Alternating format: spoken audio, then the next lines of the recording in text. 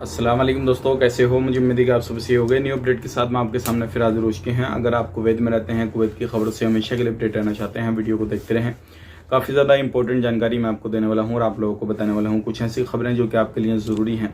और ये खबरें इसलिए ज़रूरी हैं क्योंकि आप अलग अलग कंट्रियों ने जो है पाबंदी लगाना शुरू कर दिया अलग अलग देशों पे, क्योंकि अब ट्रेवल के हवाले से एक बड़ी खबर आ रही है। कोरोना वायरस के हवाले से हम बात करेंगे और भी गिरफ्तारी वगैरह इंडियन एम्बेसी जो लोग कॉन्टैक्ट करना चाहते हैं उसके हवाले से अच्छी खबर आ रही है निकल के। बिना देरी के वीडियो शुरू करते हैं। चैनल को पहली बार देख रहे हैं सब्सक्राइब कर लें, साथ ही साथ बेल आइकन जरूर प्रेस कर दें ताकि आने वाले वक्त में इसी तरीके से अपडेट मिलती रहे। सबसे पहले हम अच्छी खबर की तरफ बढ़ते हैं। एक अच्छी खबर आ रही है निकल के। अगर आप ज़हरा एरिया में रहते हैं तो अभी जो है इंडियन एम्बेसी का कैंप लगा हुआ है, आप उनसे जाकर बात कर सकते हैं और कोई भी प्रॉब्लम किसी भी तरीके से है तो आप जाकर वहाँ से मदद वगैरह ले सकते हैं। अब बात कर लेते हैं अगली खबर की तरफ। जो अगली खबर आ रही है, फैंक डोमेस्टिक लेबर ऑफिस जो दो बंदे थे वो चला रहे थे, इन लोगों को पकड़ लिया गया है और इसी तरीके से लगभग 18 लोगों को पकड़ा गया है जो कि भीख वगैरह मांग रहे थे। तो इस तरीके से अगर आप कहीं पर भी भीख मांगते हैं तो आपके ऊपर कानूनी कार्रवाई की जाएगी। और कुछ लोग एकामा जो रेसिडेंसी का उल्लंघन था वो भी कर रहे थे, ऐसे लोगों को भी पकड़ा गया है।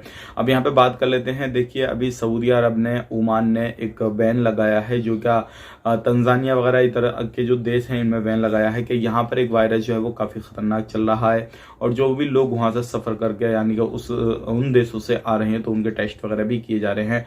और कहा ये जा रहा है कि भाई इन देशों से जो है वो सफ़र जो है करने से बचें और इन देशों में ना जाएं, क्योंकि यहाँ पे एक काफ़ी खतरनाक वायरस चल रहा है, ताकि आप लोगों के अंदर वो वायरस ना जा सके और किसी भी तरीके से ये कंट्रियों में एंटर ना कर सके। इस तरीके से वायरस अगर आना जाना कम करेंगे तो अभी जो है सऊदी अरब ने भी जो है अलर्ट जारी किया है, ओमान ने कर दिया, यहाँ पे कुवैत ने भी कर दिया और भी बहुत सारी कंट्रियां अलग अलग तरीके से अलर्ट जारी करेंगी इसके बारे में।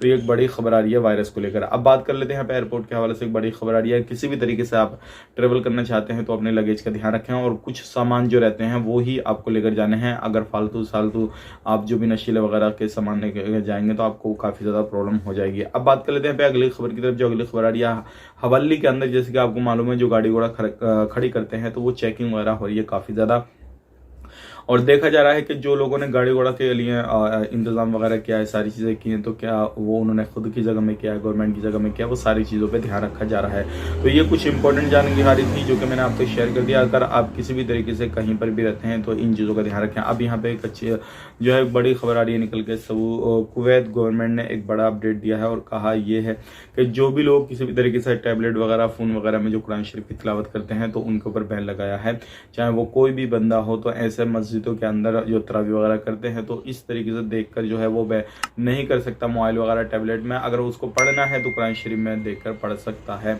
तो ये एक बड़ी खबर आ रही है जो निकल के मैंने आप तक शेयर कर दी। वीडियो अच्छा लगा वीडियो को लाइक करें, शेयर करें। इसी तरीके की जानकारी के लिए हमारे चैनल को सब्सक्राइब कर लें। आप अपना ख्याल रखें। Take care, bye bye.